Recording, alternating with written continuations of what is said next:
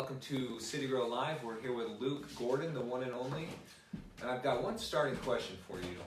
We've got all kinds of colors of City Grow shirts, and you have to wear the one that I'm wearing. Well, I guess I just need to enhance my wardrobe. Maybe we both need to get different colors.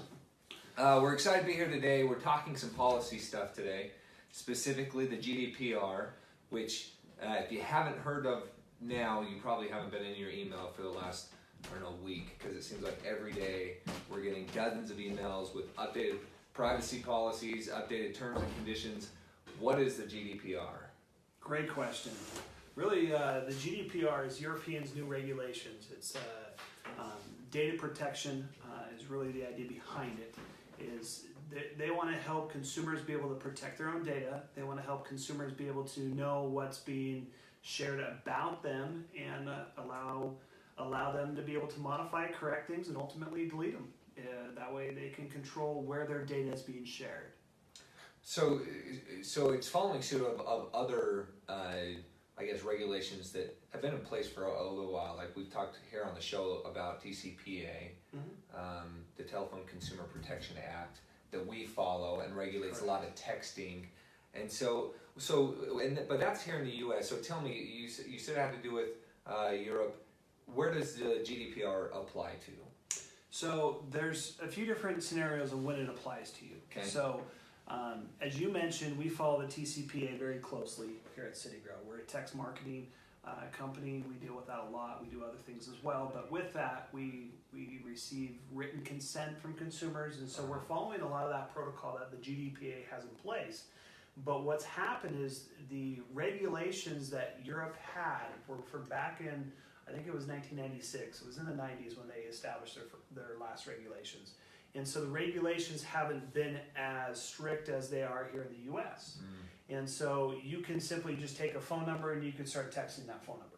Here in the US, you didn't have that ability. You had to receive written consent to be able to text somebody. Yeah. And so that's where this really applies in City Grow sense, or really if you're doing any text marketing, is that you have that written consent. I shouldn't even say text marketing. It's text marketing, it's email marketing, any kind of marketing that you're doing.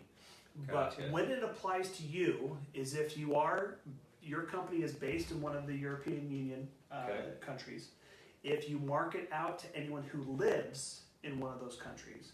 And when I say you market out to anyone who lives in that country, that means that they're currently residing. So if I have a customer who comes to the U.S. who is from there, this doesn't apply to me. But if you have a U.S. customer that now resides in the EU, it does apply. It does. Okay. Well, it does if you've marketed to them when they've lived there or tried to reach out to them while they lived there. Gotcha. So if you're doing any kind of marketing methods within your company, you're targeting anyone that's in Europe, you need to abide by the laws and regulations, or basically the regulations of the guideline here. But if you're a U.S. company and you don't do business with anyone who lives in Europe, and they happen to see your ad online, then you don't necessarily have to follow it. It's only if you're targeting somebody who lives there. But in general, it's really a good move forward to help protect consumers. Absolutely. Right? A lot of it we already agree with and do. So I think in general it's a good step, even if you don't necessarily live in those regions, to follow these practices. So with that being said, what are just the main things that we need to know from a marketing standpoint, or people that may be related to City Grow? What would they want to know from the GDPR? Just great questions. Follow. Number one is you have to get express written consent. Okay. So with the express written consent, you can't have a link to complicated terms and conditions. They need to be written out very plainly and very clearly. Okay. What are you going to do with my information once you capture my information? Makes sense. Are you going to store my information securely? One thing that is unique there for the GDPR is that you can't pre-opt anybody in. So when you have an opt-in box that says, would you like to receive messages, you can't pre-check that box. Which is a big strategy that we and a lot of other people use is you start with it checked. Correct. Okay, so you got to start with it unchecked. Yep, exactly. Okay. You have to be very clear on what you're doing. And so that's from the known consent side of things. Okay. Outside of the known consent, really you have to let them know what you're doing with the information. You have to disclose, okay, well, I'm going to get your information so that I can send out marketing messages to you, so that I can do this with the information.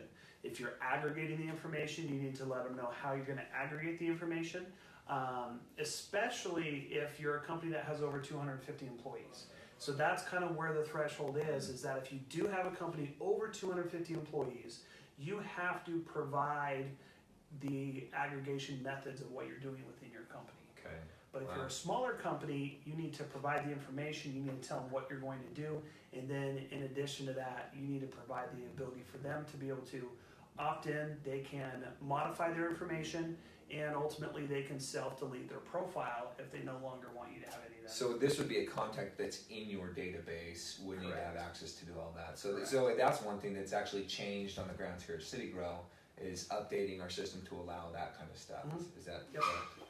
And really, when you look at everything, that's the one piece that we didn't have before. Outside of that, we were doing almost everything that the GDPR requires, but now we've created that contact portal where the contact would be able to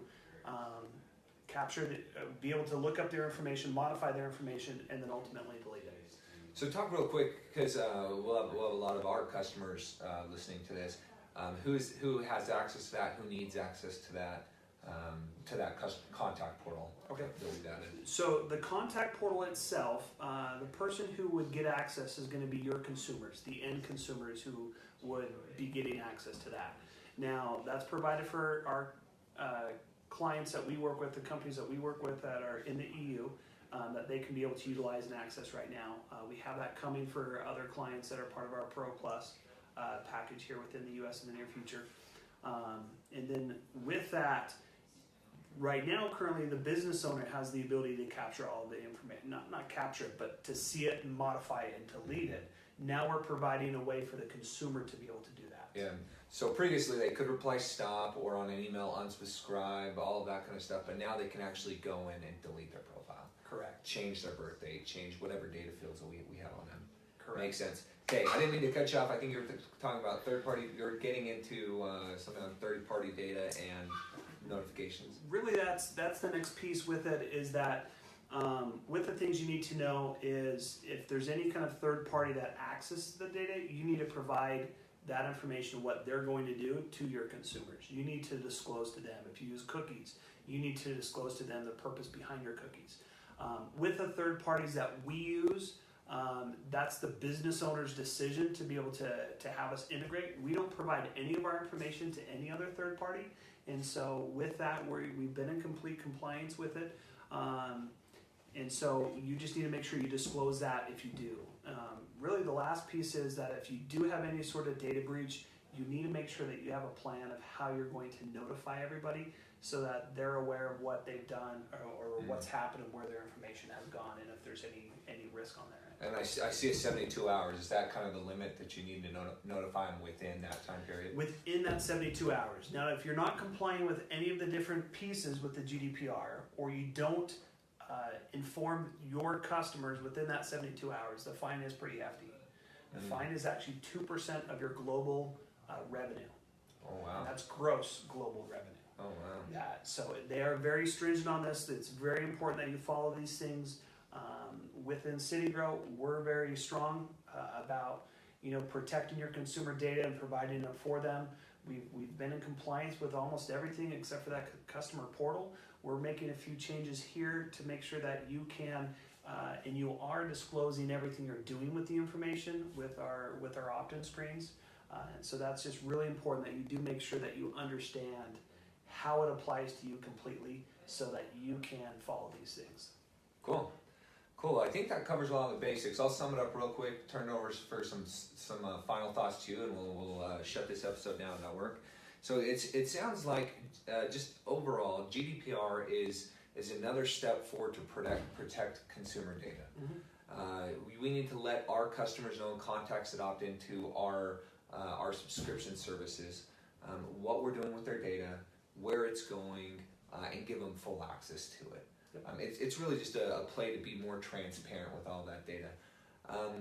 I will note that even if it doesn't apply to you, these follow a lot of best practices. Absolutely.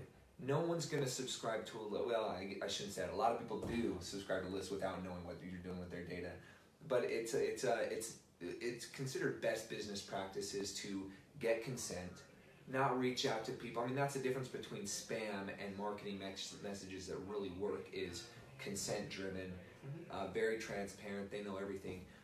So I see this as a really good thing all across the board, not just to who is affected directly by it.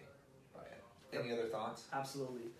That you've pretty much summed up everything, all the different aspects of it, the most important things that we're doing. I mean, really, when you look at it, a consumer, as they opt in to receive messages and to be able to store their database with you or provide their information, they need to be able to opt out and be able to retract their information just as easy.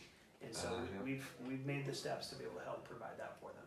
Cool. Well, thanks, Luke, for summing that up for us. Absolutely. And being here with us. We do have a blog post that'll be written within the day, or will be published within the day, so look for that link in the comments below. And outside of that, we'll see you guys next time. Thanks for watching. We appreciate you being here with us. Don't forget to check out our other videos and like and subscribe to our Facebook channel so that you can see what we're up to. We'd love to get more information out there to you. Also, we've got podcasts available on iTunes, so check them out. We hope to see you there.